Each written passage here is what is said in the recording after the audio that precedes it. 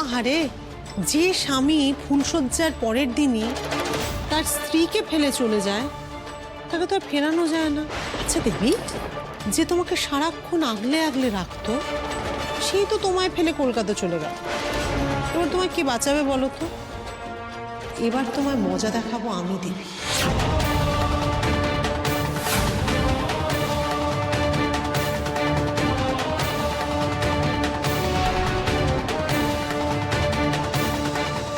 মজা দেখানোর জন্য আপনি আমাকে এই বাড়িতে পাবেন না ছোট গিন্নিমা।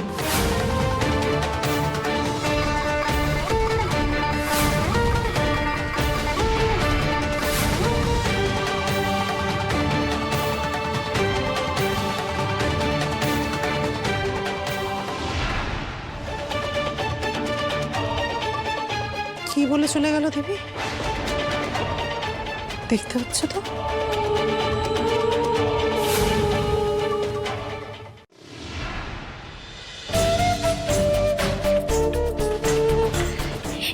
এই দেখো, তোমার পছন্দের সুজির পায়েস করে নিয়ে এসেছি। খেয়ে বলো তো আগের মতন হয়েছে কিনা। কি গো, খাবে তো? এটা খেতে তো তুমি খুব ভালোবাসো। কি হচ্ছেটা কি? হ্যাঁ, আচ্ছা তুমি আর কতদিন আমার ওপর রাগ করে থাকবে বলো তো? আমি তো মানছি আমার ভুল হয়েছে, আর মানুষেরই তো ভুল হয় বলো। এই কলি, কলি এদিকে আয়, শোন শোন না, তোর বাবাকে একটু বুঝিয়ে বল না। কি বোঝাবো আর কি হবে বুঝিয়ে? তুমি তো আবার সেই দিদিকে খারাপ খারাপ কথা বলবে, অপমান করবে। মা গো মা, কি যে বলিস! এখন কি আর সেই দিন আছে রে? তো দিদি এখন অবাগিনী থেকে রাজরানী হয়েছে, তাকে আমি কটু কথা বলবো? আমার ঘাড়ে কটা মাথা আছে? একটা কথা বলছিলাম, আজ আমরা সবাই মিলে দেবীর শ্বশুর বাড়ি যাব, তার জন্য তো ভালো মিষ্টি আনতে হবে, তাই না? ও মাস্টারমশাই, ভাগ্নির শ্বশুর বাড়ি যাবেন তো? কিন্তু জামাই তো চলে গেছে, সে খবর পেয়েছেন? চলে গেছে মানে? কোথায় গেছে ডাক্তারবাবু? শহরে, মানে কলকাতায়। আচ্ছা, এমন বিয়ের মানে কি বলুন তো? বিয়ে হতে না হতে বউকে রেখে চলে গেল। এই তো আমি জানতাম ওই মেয়ে যে সংসার টিকিয়ে রাখতে পারবে না, এ আমি আগে থেকেই জানতাম। আমাদের মান সম্মান ডুবিয়ে বিয়ে করলো, এখন সংসার শুরু করার আগে সব শেষ। ঘর ভাঙানি মেয়ে একটা, না আমাদের এখানে কোনোদিন শান্তি দিয়েছে, না শ্বশুর বাড়িতে কাউকে কোনোদিন শান্তি দেবে। এমন জ্বালিয়েছে যে জামাই পালিয়ে বেঁচেছে। আর কি? না না, এটা কিছুতেই হতে পারে না। জামাইবাবু তো দিদির জন্যই লড়াই করেছে, এত লড়াই করেছে। উনি এই কাজ করতে পারেন না, কিছুতেই না। আমি ওই কথা বিশ্বাস করি না। জামাই তেমন ছেলেই নয়। দেবীকে তো সে মেনে নিয়েছে, সবার সামনে সম্মান দিয়েছে। দেবীকে ছেড়ে জামাই কিছুতেই যেতে পারে না।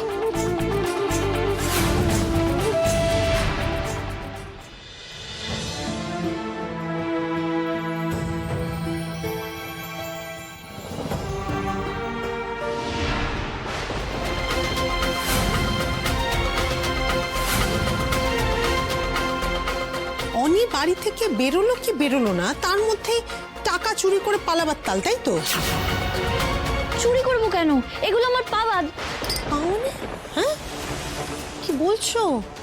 এই এতগুলো টাকা তোমায় কে দিয়েছে শুনি? কদিন আগে যখন তোমাকে চোর বললাম তখন খুব গায়ে লেগেছিল, তাই না? তাও তুমি নিজেই প্রমাণ করলে যে তুমি চোরই। তুমি বকছো কেন দেবী দিদিকে? তুমি খালি খালি দেবী দিদিকে কাঁদাও কেন? এই, খুব সাহস হয়েছে তাই না? হ্যাঁ, দেবী দিদির উপর দরদ একেবারে উতলে পড়ছে। যা যা এখান থেকে যা। ভ্যাঁ করে কাঁদছে। কি হয়েছে বাবা? কাঁদছো কেন তুমি? কি হয়েছে? আবার কি হলো বলতো? কি জন্য চিৎকার করছিস? কি হয়েছে সেটা নিজের চোখেই দেখো, ওদিকে তাকাও, দেখো তোমার বৌমা সে ব্যাগটা গুছিয়ে পালাবার জন্য একেবারে রেডি হয়ে গেছে। এই দেখো দেখো এটা এই এতগুলো টাকা গুনছিল। এবার কি দেখি ওই ব্যাগের মধ্যে কি দামি জিনিসপত্র গয়না কি নিয়ে পালাচ্ছিল। দাঁড়াও আমি দেখছি।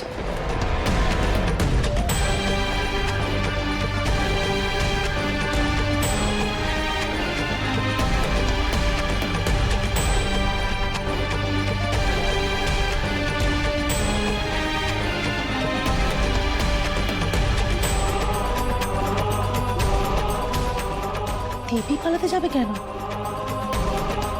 কেন? যে উদ্দেশ্যে ও এবারে বউ হয়ে এসছে সেই জন্য, নিজের আখের গোছাতে।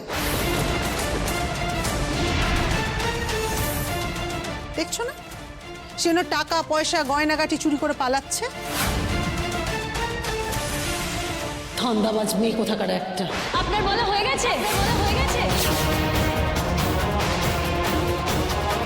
তাহলে এবার আমি সত্যিটা বলি।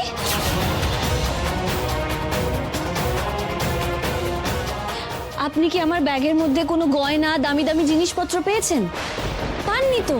আর এই যে টাকাটা আপনার হাতে, এটা আমি আমার বউ ভাতে আশীর্বাদী হিসেবে পেয়েছি। এবার কি আমি সত্যিটা বলতে পারি কেন আমি ব্যাগটা গোছাচ্ছিলাম? বাহ, এই তো বানিয়ে বানিয়ে গল্প বলা শুরু করে দিলে। খুব ভালো। যদিও বানিয়ে তো গল্পটা তোমায় বলতেই হতো, কারণ এখানে প্রত্যেকটা মানুষের সিম্প্যাথি আদায় করতে হবে না তোমাকে। ছোট বউ,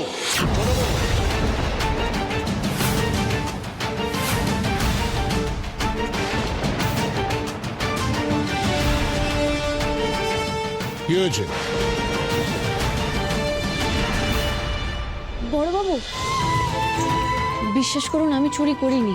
আর চুরি করার হলে আমি ওই কটা টাকা কেন চুরি করব? আর আপনি আসুন, দেখুন দেখুন আমার ব্যাগে আমার প্রয়োজনীয় জিনিসপত্র ছিল, আর কিছু না। দেবী, তুমি ব্যাগ গোছাচ্ছিলে কেন? আমি কলকাতায় যাব।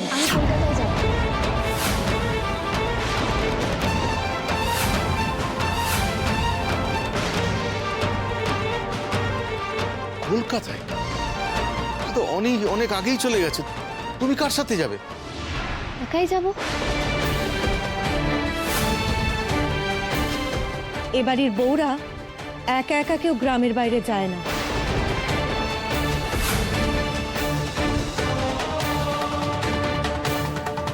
আর তাছাড়া কলকাতা যাওয়া মুখের কথা নয়।